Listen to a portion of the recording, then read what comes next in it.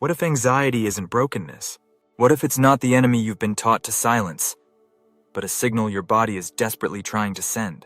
You feel it as a surge in your chest, a tightening in your throat, a loop of unfinished thoughts spinning behind your eyes. But underneath that discomfort, anxiety is not chaos. It's intelligence, ancient, precise, deeply tuned to your survival. The problem isn't that you feel too much.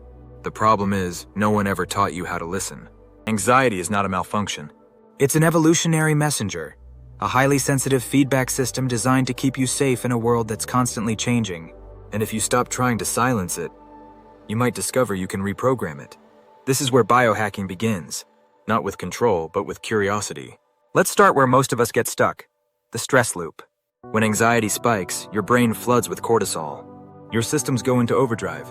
Blood moves from your gut to your limbs. Your heart races. Your breathing shortens. This isn't weakness.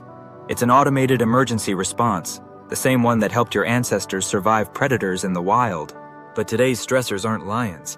They're unread emails, missed calls, internal pressure, social judgment. All input, no release. So the loop stays open. You don't need to calm down. You need to cut the circuit. Think like an engineer. When a system overheats, you don't talk it into behaving. You reroute the current. One of the fastest ways? Cold. A splash of ice water on the face. A plunge into a cold shower. A few seconds of holding frozen air in your lungs. Cold exposure activates your parasympathetic nervous system, the one that says you're safe now. It's a reset button. Not for the faint of heart, but for those ready to treat their biology like code. Observable, influenceable, upgradable. Your brain isn't just reacting, it's programmable. And that brings us to your vagus nerve, your body's built-in reset switch. You don't see it, but it's there, winding through your throat, chest, and gut. It controls your heartbeat, your digestion, even your facial expressions. It's the bridge between your body and your emotional world. And the best part? You can access it anytime. Deep, slow breathing, gentle humming, singing from your diaphragm, even gargling water. These aren't spiritual rituals. They're direct inputs, like typing into a command line. They tell your body, we're not under threat, and slowly your brain listens. Funny, isn't it? How something as simple as a hum, something your grandmother used to soothe you, holds the same neurological power as complex therapy. Maybe the tools we need have always been around. We just didn't know the language. And speaking of language, let's talk chemistry, because moods aren't just feelings. They're molecules in motion. Imagine your mind as origami. Every thought, every emotion is a fold.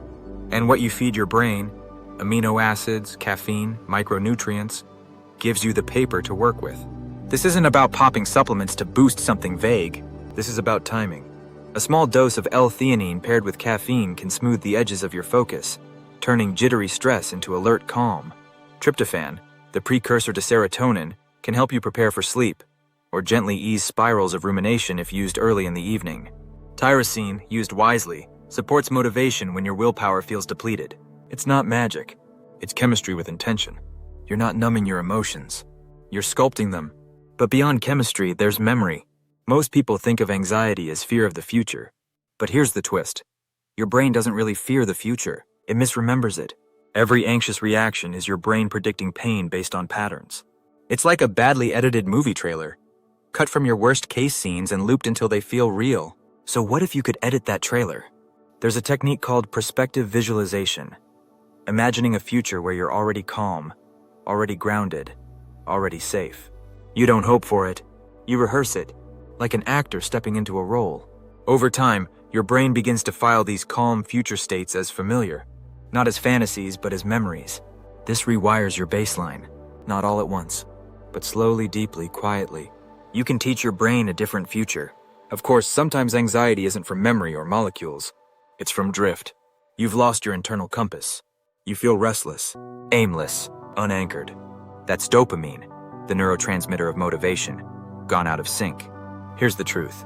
Your brain is designed to reward you for challenge, not comfort, not certainty, not scrolling through your feed. So when you stop taking small risks, your brain stops believing in momentum. To recalibrate your dopamine system, you need micro risks. Speak up when you want to hide. Ask the uncomfortable question. Do one thing that scares you, just enough to feel the edge, not fall off it. It's not about courage. It's about creating evidence that you can move forward, even in the face of resistance. Anxiety hates movement because movement proves it wrong. And here's a final thought. Maybe relief isn't the goal. We've been sold the idea that peace means the absence of fear, that calm means silence. But real calm isn't empty, it's alive.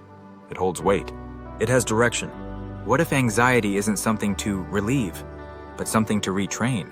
You don't need to eliminate every anxious thought.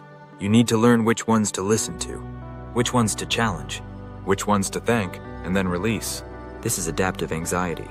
It's not weakness, it's wisdom that's been distorted by noise. Your goal isn't to feel nothing, it's to feel with clarity.